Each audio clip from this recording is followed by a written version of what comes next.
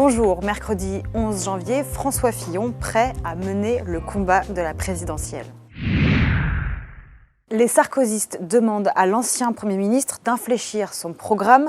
Brice Hortefeux hier et Laurent Wauquiez ce matin se sont exprimés pour exiger le retour de la défiscalisation des heures supplémentaires dans le programme du candidat. Cette mesure, on a vu qu'elle marchait.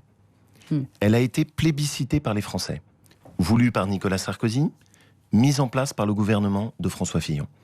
Il faut que dans le programme de 2017, il y ait ce signal pour la France qui travaille, avec le retour de la défiscalisation des heures supplémentaires. De son côté, François Fillon s'est exprimé. Il a reconnu qu'il n'avait pas été bon et pas été clair sur la sécurité sociale.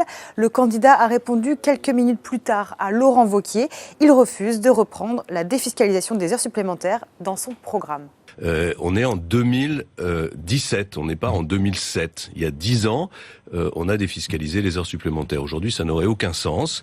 Ça n'aurait aucun sens de subventionner les entreprises pour que les Français travaillent plus, de les subventionner pour les 35 heures, c'est-à-dire de les subventionner des deux côtés, et d'emprunter sur les marchés internationaux pour financer tout ça. Voilà. Notre invitée aujourd'hui, Corinne Herel, députée macroniste des Côtes-d'Armor.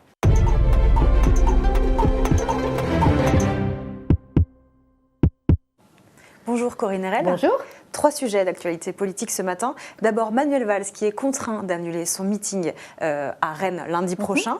Ensuite Ségolène Royal qui multiplie les déclarations bienveillantes à l'égard de votre candidat Emmanuel Macron. Et enfin Laurent Saïm, l'ancienne journaliste qui est nommée porte-parole encore une fois d'Emmanuel Macron. Quel sujet vous inspire ce matin?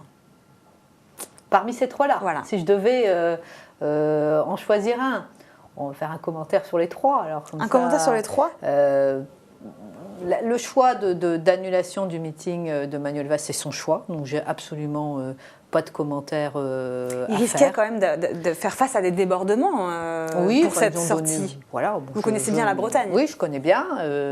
Manifestement, ils ont communiqué hier soir sur ce point. C'est leur choix. J'ai pas de commentaire particulier. Sur Ségolène Royal, c'est quelqu'un, moi, que j'ai à titre personnel, que j'apprécie beaucoup, parce qu'elle est capable à la fois d'avoir également une vision sur l'avenir. C'est quelqu'un qui a une voix singulière, qui est capable d'avoir une certaine autonomie également dans ses positions, et qui aussi est tourné vers des sujets d'avenir, à la fois technologiques, environnementaux, biodiversité, qui sont les enjeux de demain et sur lesquels on doit avoir évidemment un regard attentif, prospectif.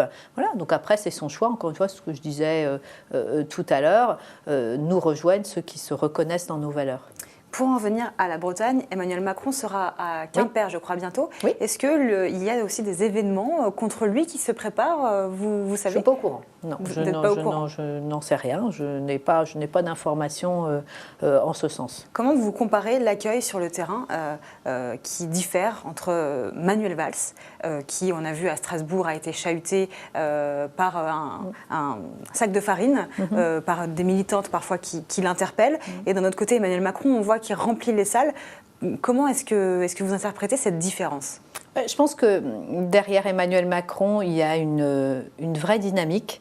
Moi, depuis le début, j'entends parler de bulle. C'est pas une bulle. Ça, moi, j'en suis persuadée depuis le départ. Il y a à la fois de la matière, du contenu, beaucoup de monde, une énergie. Et moi, ce qui me frappe le plus, c'est lorsque j'ai fait beaucoup de ces meetings, c'est à la fois la jeunesse, qu'on ne voit plus beaucoup dans les autres meetings des partis politiques. Là, il y a une énergie qui est importante, il y a une diversité qui est importante, et puis il incarne une espérance. Et je pense que la différence, elle est là. Alors après, il faut rester prudent, il faut étape par étape et continuer à dérouler notre chemin, mais je suis à la fois sereine et optimiste. Un dernier mot sur Manuel Valls, il fait une mauvaise campagne, le candidat? Il a fait son choix de campagne. C'est lui qui a décidé de rentrer. Est-ce que c'est un mauvais choix? Parce que c'est un petit peu compliqué pour lui. Après, moi, j'ai pas envie particulièrement de juger sa campagne. c'est vrai que ces mots sur le 49.3 m'ont un petit peu étonné. Après, encore une fois, chacun mène sa campagne comme il l'entend, avec le rythme, avec les sujets qu'il souhaite mettre sur la table. Donc je regarde et j'écoute l'ensemble des candidats, mais pas de commentaires particuliers. Merci Corinne Erel. Emmanuel Macron continue de tracer son sillon. Il est à Berlin en déplacement en ce moment, réunion publique hier soir en anglais. Il se pose en pro-européen quand ses adversaires sont très critiques sur l'Europe. L'écologiste Daniel Cohn-Bendit était présent pour l'écouter. Merci, à demain.